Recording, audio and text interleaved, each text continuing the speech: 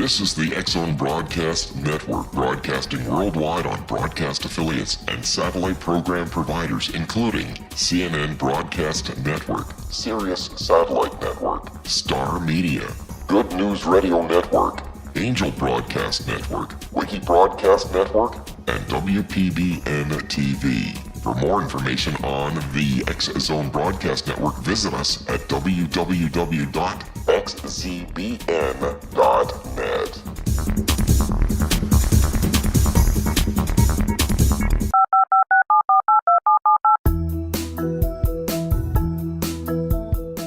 Did you know that when you're on the road with limited data or Wi-Fi, you can still listen to the X-Zone Radio Show with Rob McConnell, The Science of Magic with Gwilda Wiyaka, X-1, Dimension X, Space Patrol, and every minute of the X-Zone Broadcast Network by calling 213-401-0080, courtesy of Audio Now. No smartphone, app, or internet needed. It saves your data plan and it's free if you have unlimited minutes. Call 213-401-0080 to listen on any phone, anytime, anywhere. Remember 213-401-0080 for the best of the paranormal, parapsychology, and sci-fi radio programming anywhere, 24/7, 365.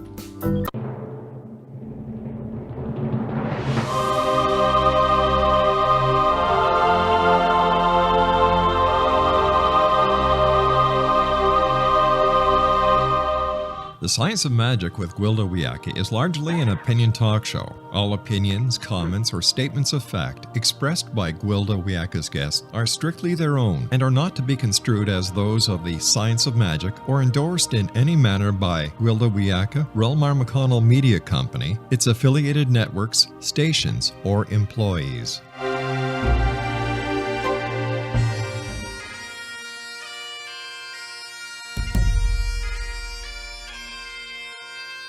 Welcome to the Science of Magic with Gwilda Wiyaka, a program dedicated to uncovering the unified nature of reality and humanity's ever-evolving place as truly galactic beings. For more information on the Science of Magic with Gwilda Wiyaka, visit us online at www.thescienceofmagic.net.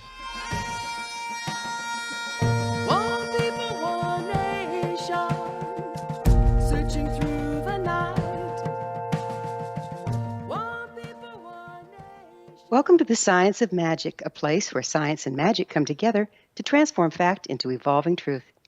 We're proudly coming to you through the ever-expanding X-Zone Broadcast Network, xzbn.net, and can also be found on our website, thescienceofmagic.net. I'm your host, Gwilda Wiyaka. This hour we'll be exploring unification. We are the creators of our own reality. If this is true, why are so many of us ill, unhappy, or living in perceived lack? The problem is not an inability to create so much as creating unconsciously. Throughout our lifetimes, we encounter situations that damage us in some way. The natural response is to try to figure out what caused the incident and judge against it in order to avoid repeating the damage. We make decisions and create our reality around the judgment, usually compartmentalize the incident, and go on with our lives. With the incident carefully locked away, we never access it to reevaluate our judgment.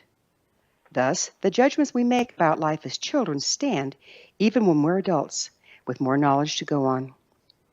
Soon, we're living in very restricted lives, viewing reality through skewed perceptions and creating accordingly. The conscious mind is unaware of what the unconscious is doing based upon outmoded perceptions, judgments, and beliefs. We create our reality out of these beliefs rather than true desire. From ill health to repeated relationship patterns, we are living and creating from our damage rather than our true potential. In effect, we're houses divided against ourselves, unconsciously sabotaging every attempt to manifest the lives we truly want. I once had a shamanic client that wanted to be in a relationship, but every time she tried, she ended up being abandoned. In every other area of her life, she was a competent, self-reliant, self-actuated individual. She naturally drew men to her that admired those traits. But the moment she engaged in relationship, she became jealous, insecure, and clingy. She misinterpreted her partner's words and actions, anticipating unfaithfulness or abandonment. This became her reality, regardless of proof to the contrary. Eventually, the gentleman in question would tire of the behavior and call it off. She'd been to counseling and was aware the problem stemmed from her father having an affair and abandoning the family when she was young. Yet, though she knew the root of her insecurity, she was unable to alter the conduct. Her therapist referred her to me. During our shamanic session, we were able to bypass the conscious mind. We found that as a young child, she decided her father had left because she wasn't good enough and didn't try hard enough. During the tumultuous separation, she changed her behavior to what she thought her father wanted, but ultimately he left with the other woman, never to be seen again. My client compartmentalized the belief that she was inadequate no matter how hard she tried, and had to be other than what she was in order to not be abandoned.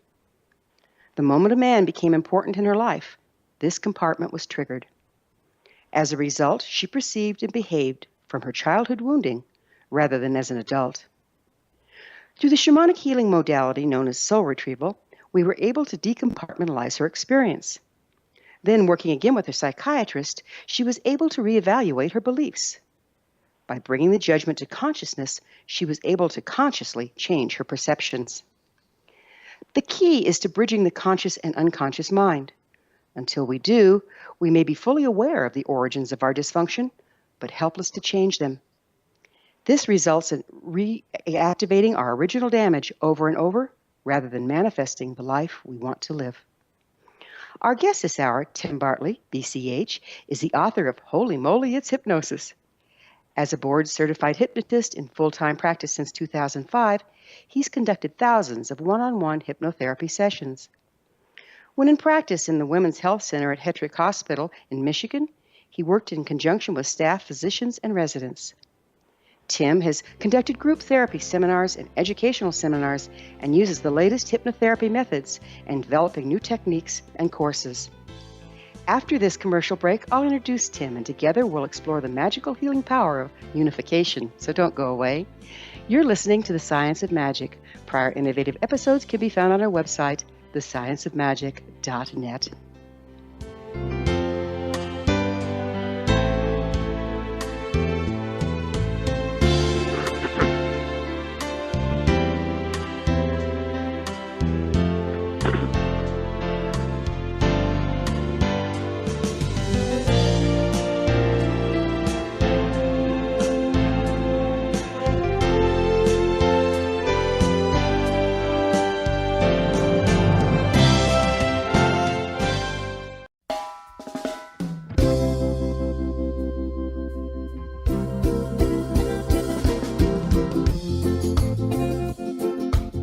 This is Johanna Carroll, host of Dialogue with Divinity on the X-Zone Broadcast Network.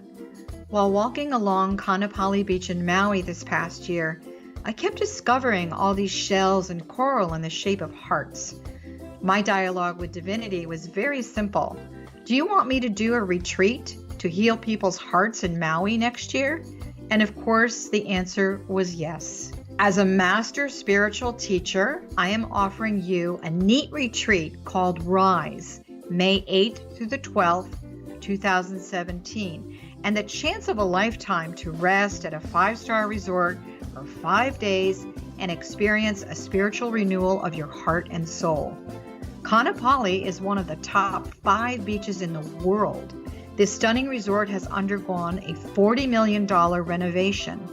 I walked the entire property, checked out the room choices on your behalf, and I must say it is stunning. Our conference room faces the ocean with sliding glass doors. Maui is known as Mother Maui because it is a soft, gentle, healing energy. In the embrace of Mother Maui, you will feel yourself rising from the limitations of an ordinary life to an extraordinary journey of peace, bliss, and harmony. A greater sense of clarity. Our Rise retreat ignites renewal in the sacred elements of air, water, earth, fire, and wind. There's plenty of free time to enjoy all that Maui has to offer. A small deposit is required now to reserve your space, as this retreat, it will sell out. For more details, please go to johannacarroll.com and register today. Aloha, and I'll see you in mystical Maui.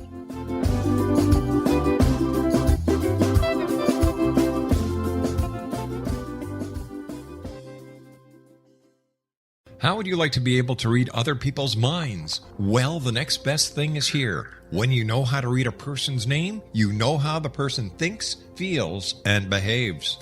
Each letter in our name holds a key to unlock our true essence. Our name contains both our gifts and challenges in this lifetime. Mnemology science discovers personality secrets hidden in the placement of the letters of our names, including the first and last impression people remember about us. Sharon shows us how to interpret the arrangement of letters as outlined in her book, Know the Name, Know the Person.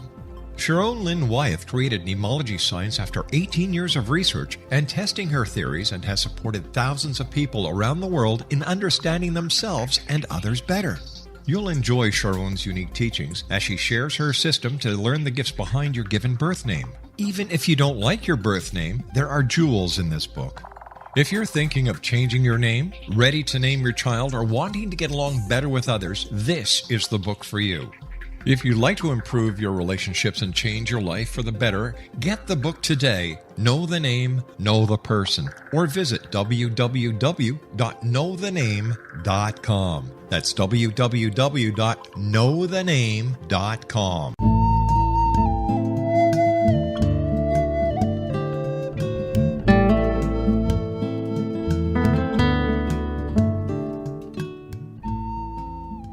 Welcome back. This is the Science of Magic, dedicated to unification and evolution of consciousness. I'm your host, Gwilda Wiyaka. Our guest this hour is Tim Bartley, the author of Holy Moly, It's Hypnosis. He's a board-certified hypnotherapist and developer of subconscious mind gateway programs. Tim has developed some very important breakthrough techniques. His subconscious mind gateway program completely removes the conscious mind while leaving his client's subconscious mind directly communicating with him. He's also developed a new regression technique enabling him to find the root of a problem very quickly and to easily remove it. He offers long-distance sessions via telephone or Skype, and trainings on his techniques are available on his website, lacenter.cc. Tim, thank you so much for joining us on the Science of Magic. Hi, Gwilda. Hey, thank you so much for having me. You're a trained hypnotist. Are you also trained in psychotherapy or counseling? No, I've had some psychology classes in college, but I'm certified in several different hypnosis techniques. I'm also certified in an eye movement technique that's called accelerated resolution therapy, which is kind of like EMDR. And that's really, really good to solve post-traumatic stress disorder and anxiety disorders. Oh, okay. So do you use counseling? You say you do some counseling. Is that part of the hypnotherapy training, is how to counsel people while you're doing it? Well, yes and no. I am trained in how to handle my clients outside of doing the session work. Primarily, what I want to know about my clients basically is, what the symptoms are, when it's the worst for them. And just with that knowledge, I'm able to jump in and, build into it, find the root cause, and clear it away. I have had, several clients actually pay me for just counseling sessions, but I primarily don't do that part of it. So why don't you describe for us what is hypnosis and how does it work? Well, hypnosis is really focused concentration. A lot of people, when they hear the word hypnosis, they think of like a stage hypnotist. And unfortunately, that's kind of keeping the whole profession at bay, so to speak. Really what it is, you have to really understand how your mind works to understand what hypnosis is. And really what it is, it's associated with a brainwave state. So as you're awake during the day, your brainwaves, they speed up and they slow down naturally. And the brainwave states are beta, alpha, theta, and delta. So beta is where you are right now, if you're fully cognizant of what's happening around you. And then if your brainwaves slow down just a little bit, you go into alpha. Or if you simply close your eyes very quickly, you go into alpha. And that's like a daydream state. And then below that, when the brainwaves slow down just a little more, you go into theta. And theta is a meditative hypnotic state. And then below that is delta, and you've fallen asleep. So in order to get down to the lower alpha, upper theta range where hypnosis is, it's really just about focusing. So you could actually even just stare at a dot on a wall for 5 minutes, and your brainwaves will lessen. They'll slow down. And a lot of people, I think, can relate to this. I think we've all driven our car, we've reached our destination, and you're like, how did I get here? or someone's rambling on and on and on. Or think about being in school and a teacher's just rambling on and on and on. And then you kind of come back and you're like, I have no idea what you just said. And that's what hypnosis is. And why you went there is because you were focusing. So that's how you go into hypnosis. And it's a natural brainwave state. That sounds very much like what we do in shamanism, because I interface with doctors all the time. They love taking my brain waves to figure out exactly what I was doing when I went into trance, because my medical intuitive things and everything else was testing with very high accuracy. So it kind of got their attention. And with the shamanic journey trance, you literally can, at will, enter into, you go first from beta to alpha, then slide alpha down to 7.5 hertz before you go into theta. And it's measurable, it's reproducible, and so it sounds like these are very similar. Yeah, that sounds identical, actually. Yeah. One's 60,000 years old, and the other one's probably a little better wired for people of a day. You don't have to kill any chickens or anything, do you? No, you do. Actually, 24 chickens every time. Oh, man. I was hoping to get away from that. So, Tim, with the understanding there are 4 levels to illness, health, physical, emotional, mental, and spiritual, how do we get sick? Where does it start? Well, what I've seen in the way I was trained was correct. Primarily, people develop problems, emotional problems, like, anxiety, fears, panic, things like that, depression. Then habitual problems like overeating, alcoholism, substance abuse. And then physical problems, a lot of syndromes like fibromyalgia, chronic fatigue, irritable bowels, and many others, of course. And when people come to me, whether they say I'm having panic attacks or fibromyalgia, it's pretty much the same thing.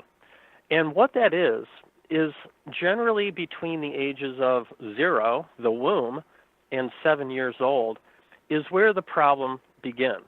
So what it is, there's a child that hits an event. Attached to that event is a negative emotion. Technically, in hypnosis, that's called the initial sensitizing event. And that's what I'm trying to find. Now, so we hit this event, and as you proceed through life, you hit subsequent events, other events that emotionally feel like that first event. And all of your emotions are stored in your subconscious mind. So every time you hit one of these subsequent events, that emotion builds, gets a little bigger, it magnifies. It's kind of like a pressure cooker. And when it gets big enough, that's when the person gets symptoms. So the symptoms could manifest, like I said, it could manifest in depression or panic attacks or fibromyalgia, or literally I'm going to drink my sorrows away, alcoholism.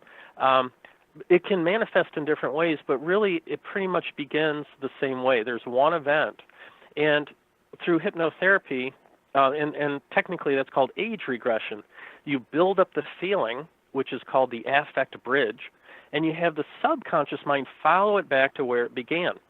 And I've been trained a lot of different ways in how to do that, and it's very cumbersome and time-consuming, and you really never know if you really found the first event. Because if you find like the second event or the 10th event and you clear that away, the problem is not resolved. So through the years, I've come up with a way to find that initial sensitizing event every single time. And we clean it up, we clear it away, and then we test to make sure that we got it. And the subconscious really doesn't know the difference between real or imagined. So it's exactly like getting in a time machine, going back to that event and reliving it, and helping your client with what they really needed help with. And once you do that, the problem dissipates. And there are other factors, to the therapy as well. Like, if the child was like abused or mistreated or things like that, then there's some other work to do there. But primarily the number one tool in my tool belt is this age regression process. Yeah, it's amazing. It sounds a lot like shamanic healing. One thing I have noticed, I've worked shamanically for over 40 years. One thing I have noticed in my private practice is that the soul loss begets soul loss. In other words, once you have that original triggering event, then you recreate it and get redamaged and redamaged and redamaged. Once you find that original one and release it, does the rest just fall away like a string of pearls, or do you have to do a little work around that to clear up the damage caused by the damage, so to speak? No, it all falls away pretty much. I'll give you a couple examples. Me personally, for most of my life up until about 10 years ago, if I had to go to the doctor to get my blood drawn, I'd either pass out or I'd almost pass out. And one time I had a full-blown seizure. Oof. So in a session, I went to a memory that consciously I did not remember. Your conscious mind is short-term memory. Your subconscious, or some people call it unconscious, remembers everything. So basically, I was 4 years old. I was in the back seat of my mom's station wagon. I was car sick. And this was in Detroit, Michigan. I went into the Fisher Building, which is a skyscraper, went into the elevator. It went up rather quickly. And now I'm car sick, and now I'm dizzy. I felt horrible, right? And then my mom gave me like a piece of chocolate or something. She thought my blood sugar was off, and that made me feel even worse. I didn't know why I was there. Turns out it was a doctor's office. I went through the door, and I got a shot. So the feelings, the anxiety, and the physical response of adult Tim was really the triggered feelings of that 4-year-old. So you don't, in the session, you don't work with adult Tim, you work with the 4-year-old, and you clean up all the negative feelings, perceptions, beliefs, all that stuff. And then from that point forward, I've never, ever had that problem again. Another example is I worked with a woman, her name's Jaya. I've got actually her testimonial on my website. And she had fibromyalgia, which is pain points in the body, and it's usually coupled with chronic fatigue. And she had that for 30 years, and she had to retire early because she couldn't go to work anymore. And we cleared it away in one session. And her initial sensitizing event is that she drowned when she was 7 years old. Of course, they resuscitated her, but the emotional impact of that event is what finally caused her fibromyalgia. And she didn't have fibro when she was 10 or 20 or 30. It started when she was around 33, 35 years old. So it took those many years to finally build to the point where she had those symptoms. That's amazing, isn't it? And it sounds to me like what you're doing is decompartmentalizing the experience, and once you decompartmentalize it, the trigger's no longer there? Pretty much, yeah, pretty much. You don't have to go to the subsequent events. Although if there is a big subsequent event, I will go there. Like I had a woman, she came to me, 7, 8 years ago. She says, Tim, I'm clinically depressed because my daughter committed suicide.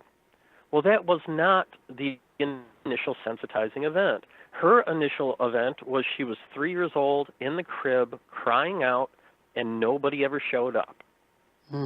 So, of course, I cleared that away. But then, yeah, we're going to work on that other event because it was pretty big. I'm not just going to leave that there. Right. So it's like you're saying the losing her daughter was compounded by the fact that she had suffered abandonment feelings as an infant. Exactly. Like if we would have just worked with that event, she would have felt better. There's no doubt about it. But she wouldn't have been all better. You really have to find where it started. And we're going to have to pick up with this on the other side of a break. Okay. Tim and I will return to our discussion after this short break. We're coming to you through the land of leading-edge paranormal broadcasting, the X-Zone Broadcast Network. Don't miss the other fine shows and hosts on xzbn.net.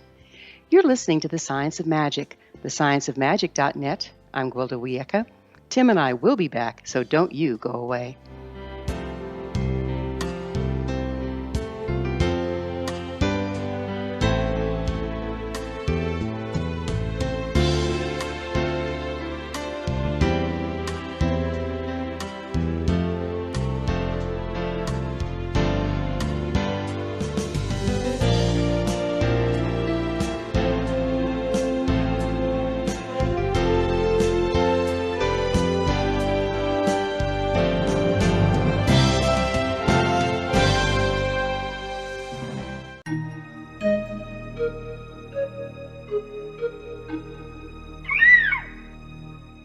While science pursues fact, magic accesses the quantum level, bridging random facts to form truth.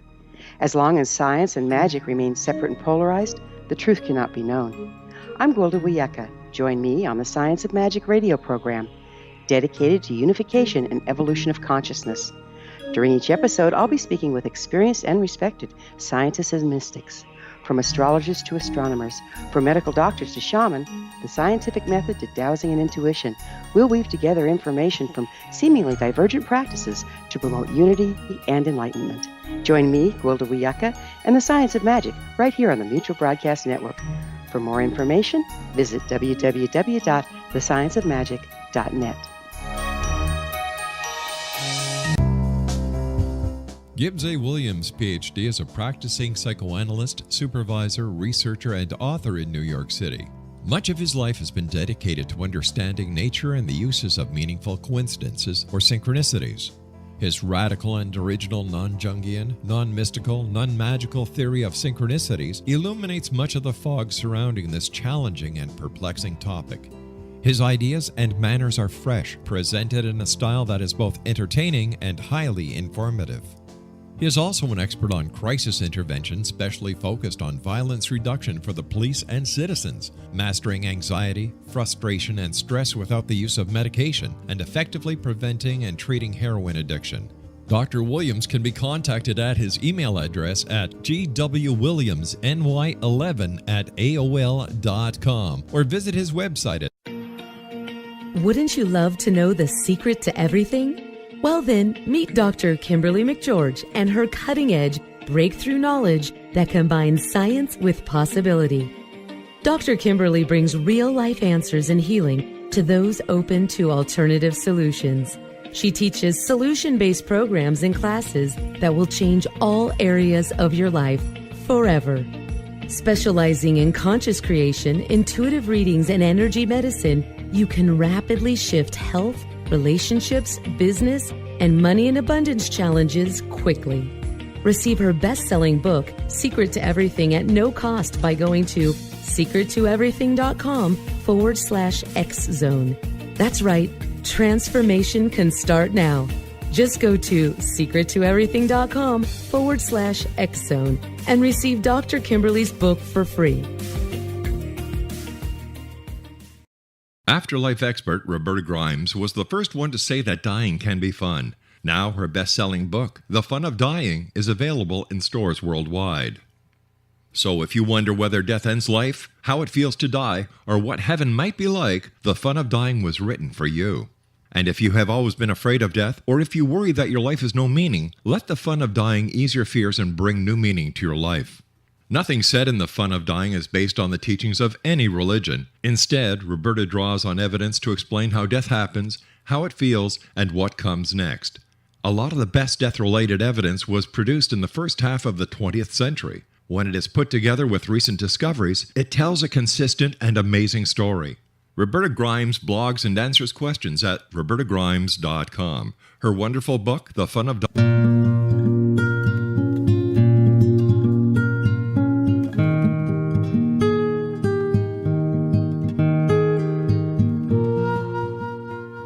Welcome back. This is the Science of Magic, a place where magic and science come together to promote enlightenment.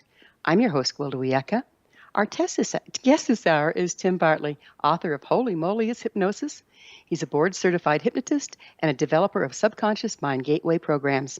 Tim, there was a lady some time ago, who's a long time ago, I'm giving away my age now, by the name of Louise Hay.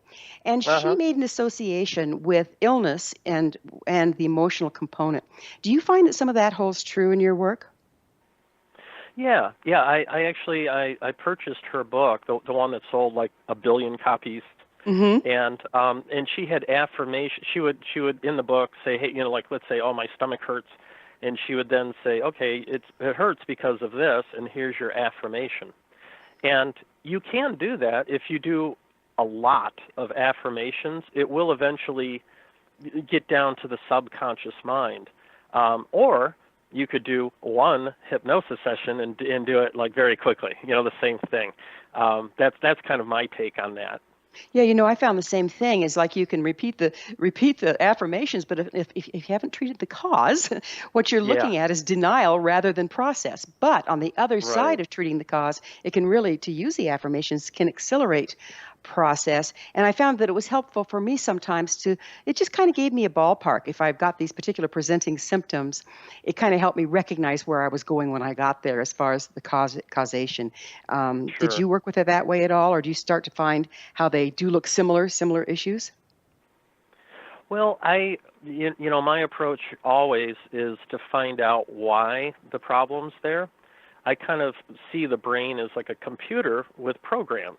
And you have to find the offending program and uninstall it first. And then after you do that, historically, hypnosis was all what they call direct suggestion. So I'll do direct suggestion after finding the root cause. But direct suggestion simply is like if somebody comes in and says, I'm depressed, then you put them in this altered state, and then you just tell them how good they feel, and you do that a bunch of times. By and large, that doesn't really fix the problem, but with my subconscious mind gateway program, when there is no conscious mind, and then you do direct suggestion, I call it direct suggestion on steroids, because what you say actually is fact to the person, because the part of the mind, the critical factor in the conscious mind, isn't there. So if somebody comes in and says, I'm depressed, I'll get a list of, when they're depressed, like in the mornings, when I'm thinking about this, on the weekends, blah, blah, blah, blah. And I'll simply flip the meaning from negative to positive, and I'll talk for 5 or 8 minutes. And when they, quote unquote, wake up, that's really the way they are now. Got it. So would you tell us a little bit about your spiritual sessions and how you define spiritual aspect of a person? Sure. This gateway program, if you're a hypnotist, any working hypnotist would agree with what I'm about to say, is when you're in a session, the thinking conscious mind is still there, and it gets in the way sometimes.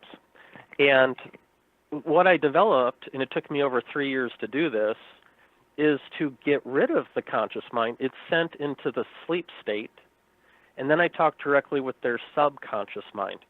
And I feel that the conscious mind is the wall between the physical world and the non-physical world. And once you lower the wall, the sky's the limit. So when they're there and I have them talking to me, I'll simply say, can I please speak with your spirit guide?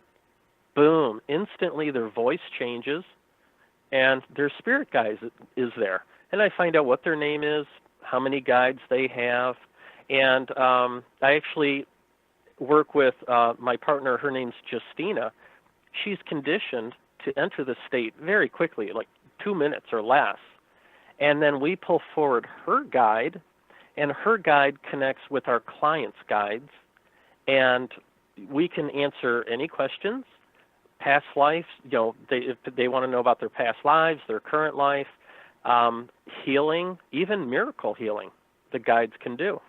And also you can conduct past life regressions. You can do that in regular hypnosis. However, the thinking conscious mind will fill in some of the information. So you're not quite sure if it's all valid. But with this way, it is all valid. And then you can also progress into the future. which is pretty interesting stuff too. Yeah, absolutely. It sounds to me like the concept you're talking about is known in shamanism as becoming the hollow bone. And that's where a very skilled practitioner is able to set their conscious mind totally out of the way and bring through the information found at the quantum level of their client. Sounds pretty similar, doesn't it? It does. And also Edgar Cayce, a very famous psychic, they called him, I think they called him the sleeping psychic. The sleeping prophet, yes. Yes, the prophet, that's it. Yeah, and he would basically fall asleep, and his wife would ask the questions, and when they were done, he didn't remember anything. And when I place my clients in the state, or my partner Justina in the state, they don't remember anything, although they've been talking to me for like an hour, you know. What do you think belief systems and emotions have to do with illness? Well, it's kind of a 5-step process. The 5th step is actually the problem, but problems start, step number 1, with a perception or a misperception, usually as you're a child. Then that builds number 2, which is your belief system, what you believe to be true about yourself or your parents or the world. Then those 2 build the 3rd thing, which is your thought processes, how you think. And then step 1, 2, and 3 build the biggie, the huge piece, which are your emotions. And your emotions dictate your behavior, your problem. So when I work with clients, this new way that I do age regression, I find out what the causative emotion is, their belief system, their perceptions. I get all of that information. And most of the time, when we're done, the client is just blown away, and they're like, wow, you know, because it's very exacting, and you can change all of it very quickly. So how do our belief systems dictate our reality? And I mean, we hear over and over again, we're creating our reality, and I believe that's so. How do our belief systems play in there? Well, what you believe, it does govern your thoughts and your feelings. For instance, I had this one client who really disliked her mother. She really, really did not like her mother. And we did a session where that came forward. And what it was is her mom came into her room when she was like, I don't know, 5 years old, and said, you know what, you can play dress up. You can try on any of my clothes, even the shoes, have at it, have fun. So she was doing that, and after a couple of hours, Mom came in and said, okay, get dressed, we have to go. Mom took her to the hospital where she had to have eye surgery. So her subconscious told me that Mom lied to me. She's a liar. She said it was going to be a wonderful special day, and instead they took me to the hospital and stabbed me. So that was her belief system about her mother. And in hypnosis, all I had to do is talk to her. I said, well, maybe Mom was just trying to make a bad day better. Could that be? And she's like, oh, which changed her belief system about her mom, which changed her emotions, which solved her problem. So, yeah, belief systems, I mean, think of it. If you believe, oh, you know, I'm never going to amount to anything and life stinks and it's just every day is drudgery. If that's what you believe, well, that feels a certain way, and then obviously it's going to manifest a certain way, isn't it? Yeah. Yeah. Would you talk to us about the anatomy of a triggered response? What does it look like? Well, the triggered response is simply, it's kind of this memory that is a big deal in the subconscious mind. And when you find and this can play out in different ways. You could find yourself in a certain situation, and then boom, it's triggered. It can be triggered a lot of different ways. It could even be triggered by a smell. If that initial event and Mom was baking cookies or something, when you know 20 years later when you smell cookies, all of a sudden, boom, this trigger comes in. Just like me with the needles, you know. I mean, I'm an adult man. I mean, I can watch surgery shows on TV, yet I'm, you know, and I can watch and put the needle in my arm. No problem, but boom, doesn't matter. So the triggered response, everybody's trying to figure it out. The conscious mind's trying to figure out the problem, And it really can't, because it's really stored in the subconscious mind.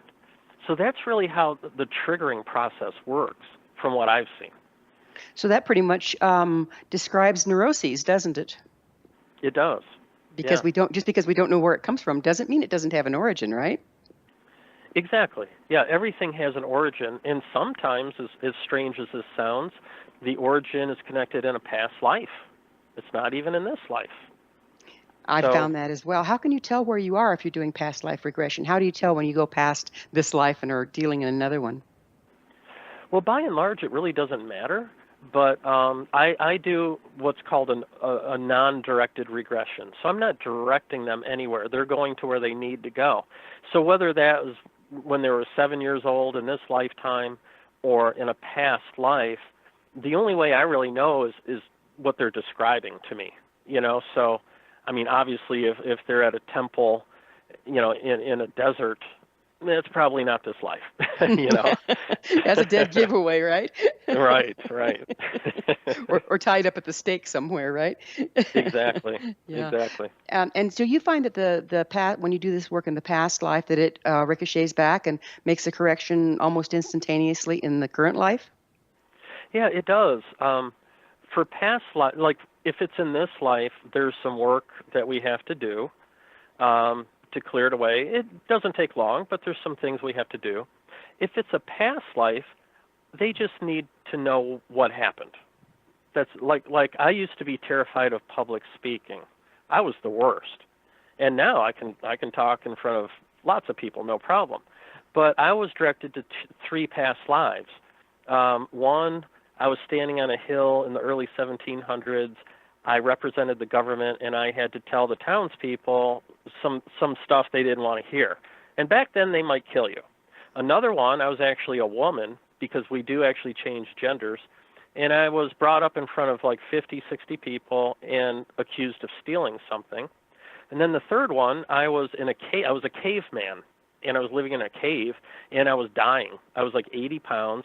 I heard noises at the front of the cave. I dragged my body to the front of the cave. It was like the tribes people making all these weird noises. I was really, really confused. And then it hit me. This was a ritual to pay farewell to those that are about to die. And I'm like, I'm not going to die. I'm not going to die. I'm not going to die. But once I saw those... We're going to have to take a break again, leave a bit of a cliffhanger, but we'll pick up on the other side. Tim and I will be back shortly. You're listening to The Science of Magic, thescienceofmagic.net, the place where altruistic professionals of science and the esoteric create common ground for the betterment of our world.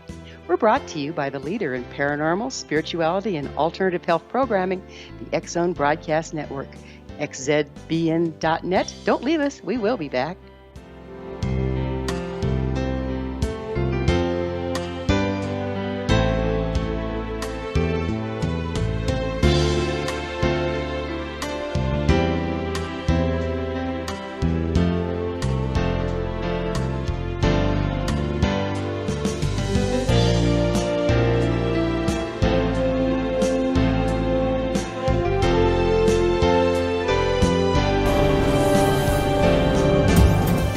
This is the X Zone Broadcast Network, broadcasting worldwide on broadcast affiliates and satellite program providers, including CNN Broadcast Network, Sirius Satellite Network, Star Media, Good News Radio Network, Angel Broadcast Network, Wiki Broadcast Network, and WPBN TV. For more information on the X Zone Broadcast Network, visit us at www.xzbn.net.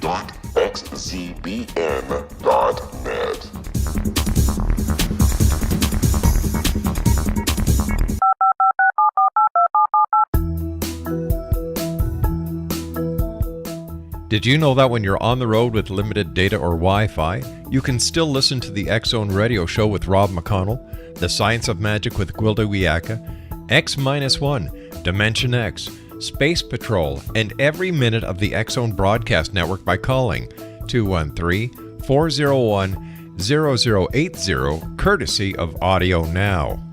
No smartphone, app, or internet needed. It saves your data plan, and it's free if you have unlimited minutes. Call 213 213-401-0080 to listen on any phone, anytime, anywhere. Remember 213-401-0080 for the best of the paranormal, parapsychology, and sci-fi radio programming anywhere, 24/7, 365.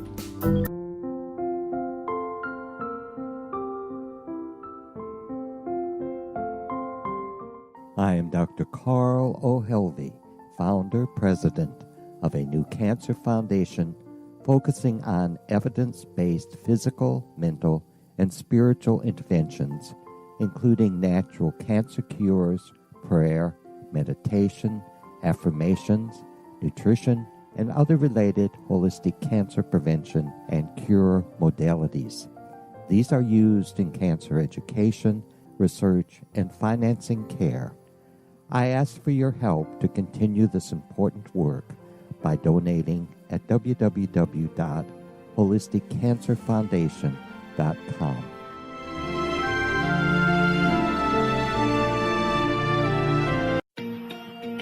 Wouldn't you love to know the secret to everything? Well then, meet Dr. Kimberly McGeorge and her cutting-edge breakthrough knowledge that combines science with possibility. Dr. Kimberly brings real-life answers and healing to those open to alternative solutions. She teaches solution-based programs and classes that will change all areas of your life forever. Specializing in conscious creation, intuitive readings, and energy medicine, you can rapidly shift health, relationships, business, and money in abundance challenges quickly. Receive her best-selling book, Secret to Everything, at no cost by going to secrettoeverything.com/X-Zone. That's right, transformation can start now. Just go to secrettoeverything.com/X-Zone and receive Dr. Kimberly's book for free.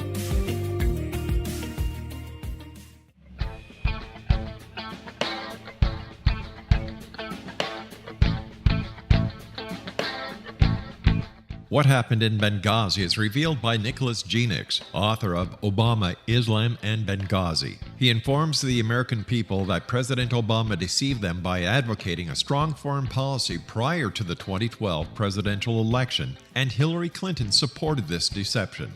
As the title infers, there is a connection between Obama, Islam, and Benghazi.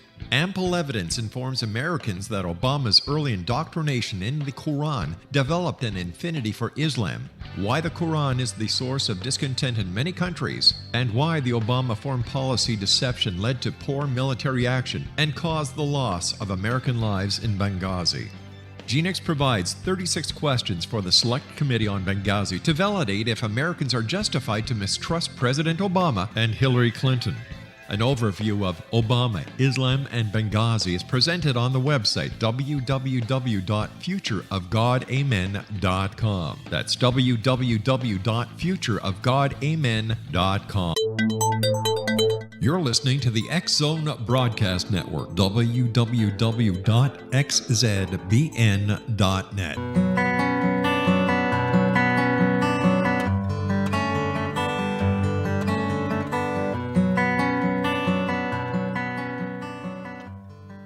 Welcome back. This is the Science of Magic, bringing together gifted people of service to the world. I'm your host, Gwilda Wiyaka. Our guest this hour is Tim Bartley, the author of Holy Moly, It's Hypnosis, a board-certified hypnotist and developer of subconscious mind gateway programs. Tim, why did you ever think of that name for your book? Well, actually, I want to have a series of books. So like Holy Moly, It's Hypnosis. And I was going to ask you, maybe you can write the next one. Holy Moly, It's Shamanism. Holy Moly, It's Ghosts. That kind of thing. So that's how I came out. I know it's kind of silly, but hey.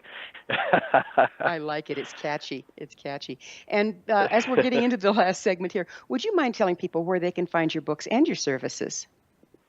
Well, sure. My book can be found at my website, lacenter.cc, or you can go to Kindle, Amazon. It's out there in the world.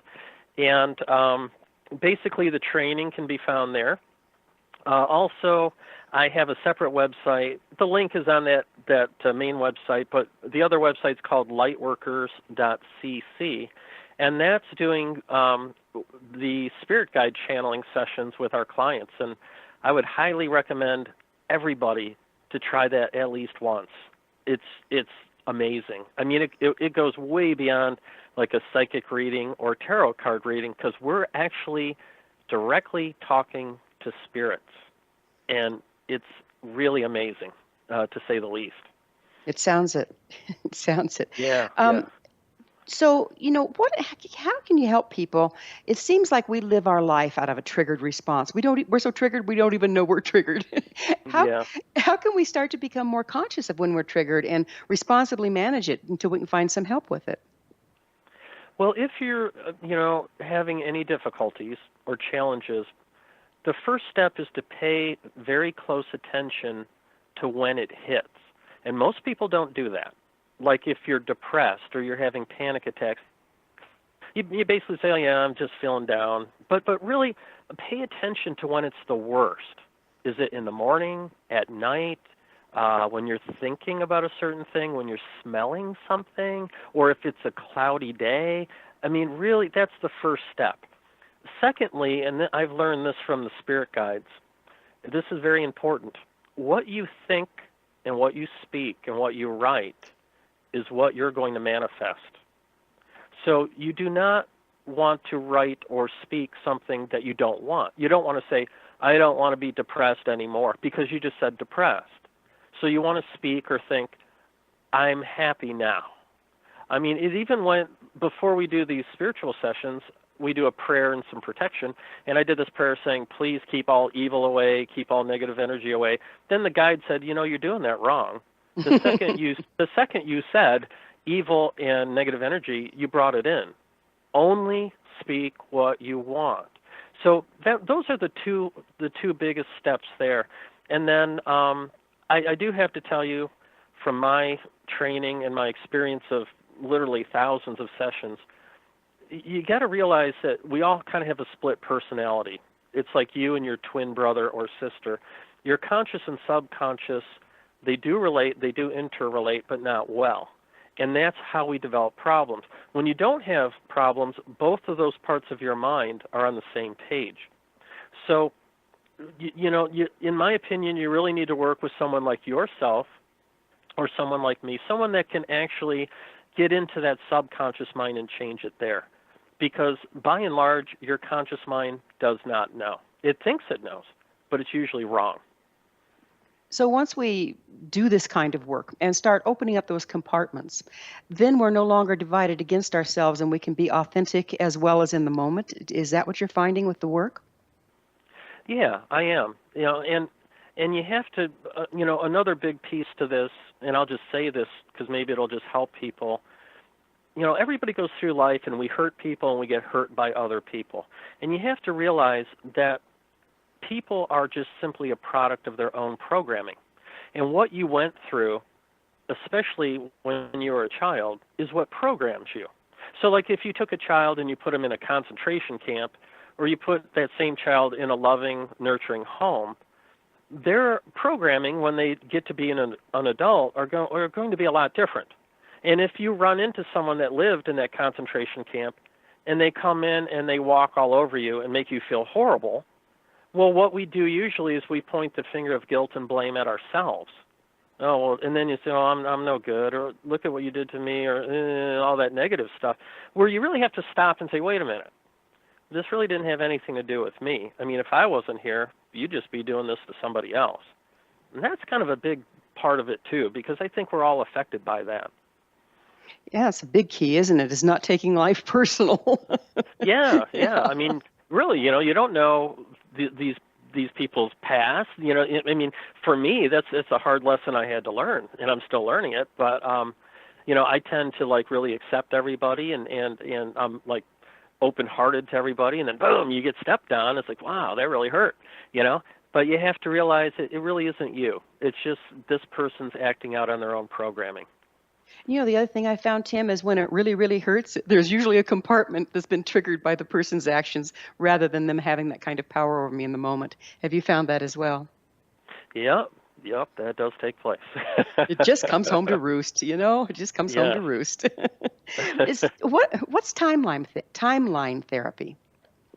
Timeline therapy is a different way to do age regression therapy. And it was actually created in something called NLP, which is neuro-linguistic programming. And I've studied that as well, but I've created that way of doing things in a hypnotic way.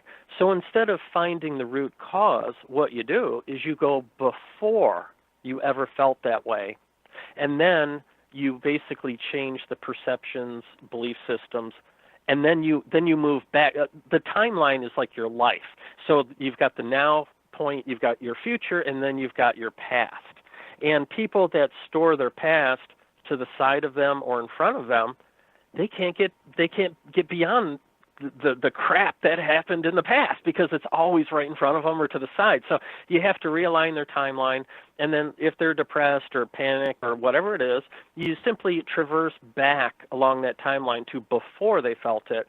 Then you do some work there, and then you traverse back toward now, and they stop in at different events that were triggered events or events that built the feeling, and you change it as you go. Wow. So do these techniques work long distance, all the ones we've been talking about? And if so, how do you do that? Yeah, I mean, it doesn't matter if somebody is in my office 2 feet away from me, or I just worked with a woman in Saudi Arabia. I mean, distance is of absolutely no concern at all. It's exactly the same, whether it's a hypnotherapy session or a spiritual session, like with my partner Justina, and we work with people all over the place. It's exactly the same. Whatever possessed you to start talking to spirit guides? Well, I'll be honest with you. I really came from the clinician point of view. I actually didn't even believe in spiritual attachments until I had to face it.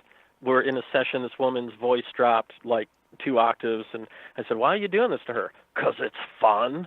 I'm like, "Oh no," So I learned that there's a big spiritual component, and it's just fascinating. And one thing I've learned from the spirit guides is, besides like the clinical things that we've already talked about, when I'm talking to a spirit guide with somebody's problem, I always ask these questions. Number 1, are they paying back karma?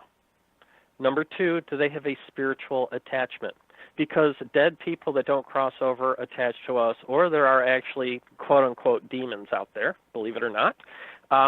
Another thing is, did you pick this in your life chart?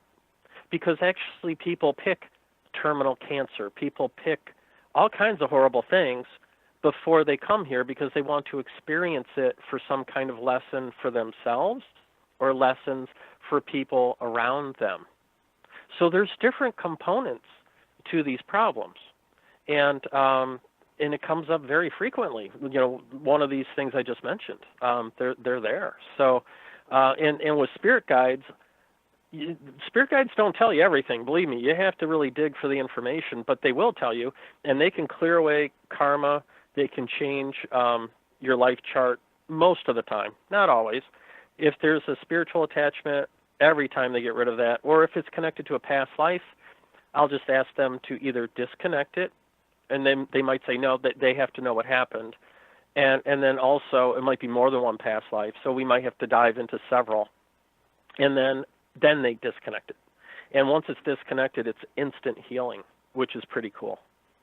Thus the word spirit guide. They're the ones that guide you to where you need to go to do the work. Is that correct?